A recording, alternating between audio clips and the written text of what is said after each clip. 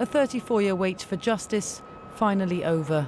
Today, relief, knowing the man who murdered their young family member will spend the rest of his life in prison.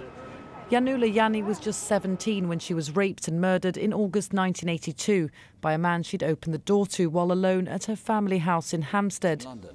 A 17-year-old was murdered, killed in her own home. Despite high-profile public appeals and more than 1,000 police interviews, no real suspects were identified until a breakthrough last year led police to this man, James Warnock, a roofer who lived just half a mile from where Yianoulla was killed. And when or did you ever come to hear about her violent passing? I didn't. I'd never heard a thing. He was arrested in December for sharing indecent images of children and had to give a DNA sample. That sample was found to be a match to DNA found at the murder scene.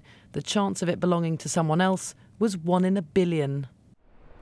One of the reasons it took so long to track down James Warnock was that DNA testing hadn't been invented at the time of the murder.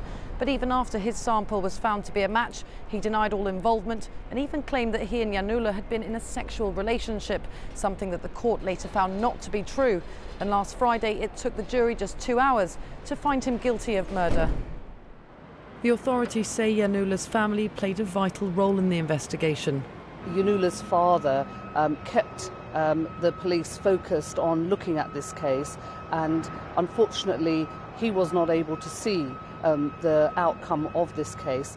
Her father died in 1988 and would never see his daughter's killer convicted. Today, in a statement, the family said, "For over half a lifetime we have had to live with the daily torture of what happened to our daughter and sister.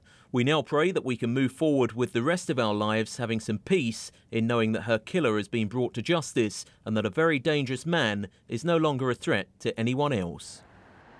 The Yianni family never returned to the house after the murder, but now some peace that this chapter has finally come to a close.